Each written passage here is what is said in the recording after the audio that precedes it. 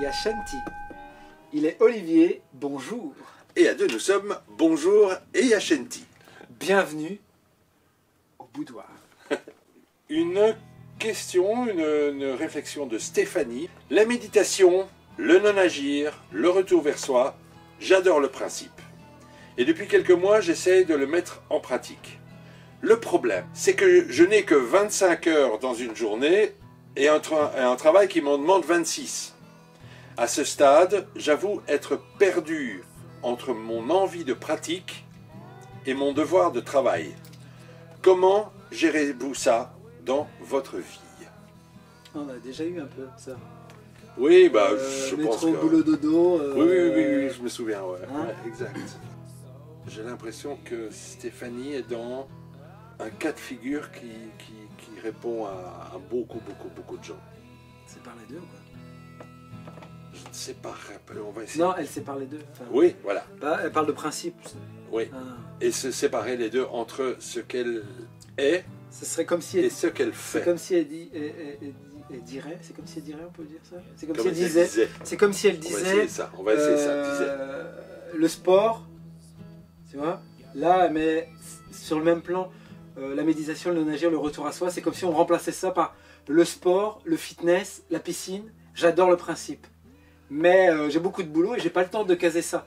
Effectivement, si tu avais beaucoup de travail, C'est fort. si tu avais beaucoup de travail, c'est clair que c'est difficile dans une journée où tu travailles beaucoup de mettre ce principe d'aller à la salle, de faire de la natation, parce que là on est dans quelque chose de matériel. Là pour le coup, c'est vraiment des activités qui demandent du temps, mais du temps factuel, du temps effectif. C'est-à-dire que si tu veux faire 1 heure de sport par jour mais que tu n'as pas 7 heures, tu ne pourras pas aller à la piscine si la piscine c'est ouvert jusqu'à 17 h et que tu finis ton boulot à 18 h.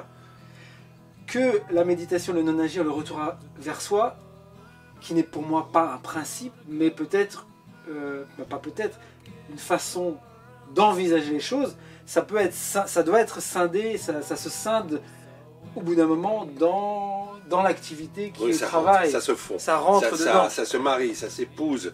Ce n'est pas une activité. Exactement, je comprends entièrement ce que tu voulais dire. Dans le fait de séparer. Dit, voilà. Séparer, c'est ça. C'est un art de vivre, un état d'être.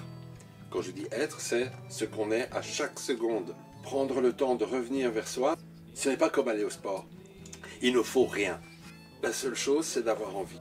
Même si dans un premier temps, on envisage de « Ok, maintenant je vais méditer. Oui, maintenant je vais... » Voilà. Je crois qu'à mon avis, il y a un temps où on doit ingérer des techniques,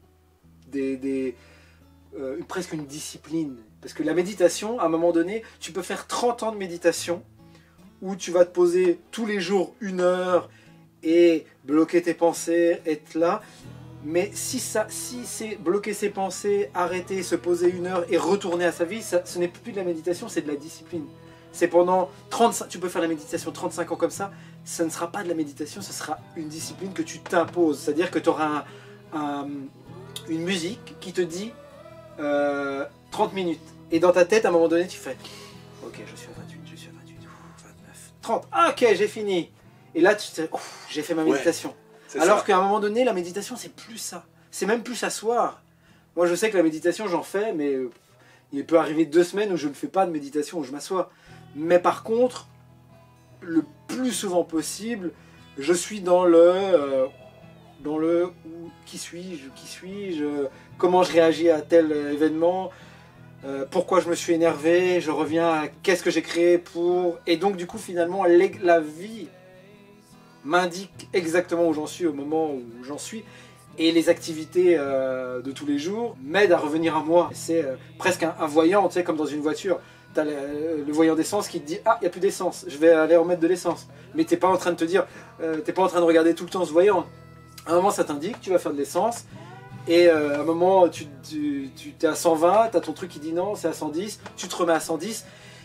Et t'es pas tout le temps en train de te dire « Mince !» Tu restes comme ça dans la route et d'un coup, tu as des petits voyants qui te disent « Ok, j'en suis là, j'en suis là, j'en suis là. » Et finalement, ce que la vie t'envoie te reconnecte à ce que tu es. Donc, peut-être qu'au moment où Tu vas être dans une écoute de toi, mais de tous les instants. C'est assez difficile à faire, mais c'est une habitude, comme on a des habitudes de manger le matin, d'aller se laver, etc. Tu peux prendre des habitudes, on va dire, plus spirituelles, qui font que tes 25 heures par jour vont te sembler être des 20 heures, puis des 18, puis des 16 heures, puis en même temps, après, ça sera un jeu. Ton boulot qui te prend 26 heures va devenir un plaisir, et tout va s'emboîter, et ta pratique spirituelle va devenir un art de vivre, comme a dit Olivier tout à l'heure. Oui, c'est ça. Alors, quelle est la question derrière la question, monsieur Olivier, bonjour? Mais déjà, moi, quand j'entends... le problème, c'est que je n'ai que 25 heures dans une journée et un travail qui m'en demande 26. Eh bien, il n'y a que toi qui le dis. Il n'y a que toi qui as construit ce schéma-là, qui fait que, pour des raisons qui te sont personnelles, tu as l'impression que tu es obligé de fournir ces 26 heures de travail par jour pour être bien, être la meilleure, être dans la performance et du moins y arriver. Le trop de travail n'a jamais apporté le résultat optimal. Et je crois, en tout cas, d'expérience personnelle, d'expérience de ce que j'ai lu, d'expérience des autres, l'arrêt, mais au moment où tu le décides, ça peut être à n'importe quel moment. Ça peut être 3 minutes, ça peut être 5 minutes. Dans cet espace-là, va comme étirer le temps. T'être rendu disponible pour toi va te rendre 1000 fois plus disponible pour le reste. Et plus efficace. C'est une décision de ne pas envisager de vivre dans une vie, de créer une vie dans laquelle tu travailles 26 heures par jour et tu n'as plus le temps de te poser pour toi. Tu es en train de lutter contre une construction que tu as toi-même créée. Le fait de s'arrêter, mais toi tu le fais d'une façon instinctive. On dit, il arrive pendant 15 jours de ne pas méditer. Parce que dans la nature de ta vie, de ton être, il y a un moment, on se pose, ça peut aller très vite, mais c'est tellement important. C'est tellement important. Et quand on dit le retour sur soi, c'est pas qu'est-ce que je suis en train de faire et se critiquer. Non, au contraire, c'est s'abandonner, s'écouter, respirer, ne plus se juger, se faire confiance. Mon envie et mon devoir. Comment gérez-vous ça? C'est assez drôle parce que j'ai connu ce genre de dualité sans être au point de Stéphanie qui adore le principe de la méditation, le non-agir, le retour à soi, que je ne connaissais absolument pas, en tout cas consciemment. Et j'étais vraiment dans le devoir du travail pour m'accomplir, pour arriver à quelque part. Et je pensais d'ailleurs que ma vie, ce n'était que ça. C'était que travailler et encore travailler. Et je me suis aperçu avec une sorte de lâcher prise mais inconsciente, où j'avais plus envie. Oui, il y a un moment, ça c'est... Plus envie parce que ça ne te mène... Enfin, en fait, on comprend très vite que ça ne nous mène pas... Ouais, ça ne nous mène pas loin. Quoi. Ça nous mène certainement pas... Ça nous mène encore à plus de devoirs et encore plus de devoirs et ça n'apporte pas de résultats. Enfin, parfois ça apporte des résultats et quand ça apporte des résultats, on attend encore plus de résultats. Et tu verras que en oubliant ce devoir, parce qu'il n'y a pas de devoir, ça c'est comme a dit Olive, c'est quelque chose qu'on se crée, quelque chose que peut-être un patron te fait croire, que tu dois avoir des résultats parce que l'entreprise a besoin de croître, etc., etc. Mais tu verras que travailler moins, mais avec plus de conscience, avec plus de lâcher sur la productivité, amènera peut-être plus de productivité dans le sens où il y a un bien-être qui est... Peut-être, de plus en plus d'entreprises incluent la méditation, encouragent en tout cas ce genre de pratique. Là maintenant, c'est un bien, je trouve. Oui, parce qu'on se rend compte que, effectivement, l'être humain n'est pas fait pour travailler 26 heures par jour. Ça ne fonctionne pas. Même si on nous encouragea au travers de l'école à devenir le meilleur pour avoir les meilleures places dans les meilleures entreprises, on s'en... C'est pas ça qui va te rendre... C'est pas ça qui rend heureux.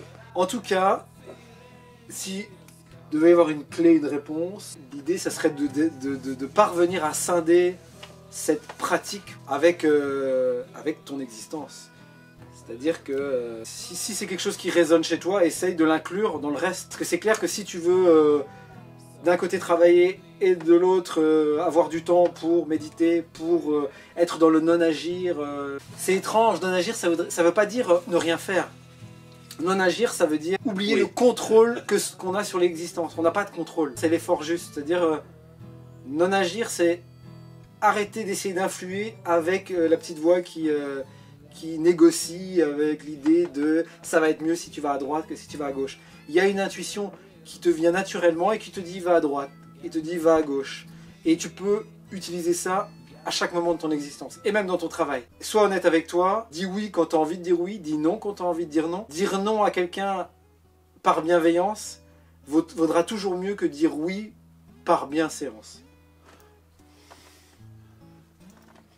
C'est plus quoi dire. C'est beau. Ok, il y a le boulot. Trouve ce temps. Trouve-le. Fais-toi confiance. T'impose pas, te dis pas ah ben demain je vais méditer. Non, que ça reste en toi, que ça résonne en toi. Et ce temps va venir à toi. Parce que tu développes cette énergie, tu développes cette vibration d'envie de. Et le temps viendra. Le temps, c'est un ami. Il peut aussi être un ami. Ce n'est pas que l'ennemi qui te. Oui, parce que des fois, quand on a beaucoup de travail, quand on a fini la journée, on s'adonne à des activités qui ne sont pas forcément des choses qui nous font fondamentalement du bien. On va regarder, on se dit ah, je vais profiter pour regarder une série, un truc comme ça. Alors que peut-être qu'à ce moment-là, tu te diras c'est peut-être le moment de méditer. Au lieu de profiter de ce petit moment pour regarder un truc que tu dois suivre parce que tu aimes bien regarder la série et que tu as loupé des épisodes. Peut-être qu'à ce moment-là, tu vas te dire tiens, je vais méditer, je vais me faire du bien. Moi, je dirais simplement de ressentir cette envie. Et je crois que le temps va se proposer à toi. Et on en reparle. Faire confiance. Hein. Ouais, faire confiance à toi, faire confiance à la vie. Dans cette envie, dans la vie, dans envie, il y a vie. Hein. Envie. Voilà. Envie. En fait, si tu es arrivé là, si tu en es arrivé là, c'est qu'il y a quelque chose qui se propose à toi. Donc, laisse venir. Oui, laisse venir. Laisse venir. Si tu as cette envie de reconnaissance, c'est que c'est là. Et donc, fais confiance à l'existence et ne sois pas omnubilé par ce temps qui fait tic-tac, tic-tac, tic-tac. Et comme dit Olivier, il y a toujours du temps. On trouve toujours du temps quand on a envie d'avoir du temps. On vous dit à dimanche. Portez-vous bien. We try to realize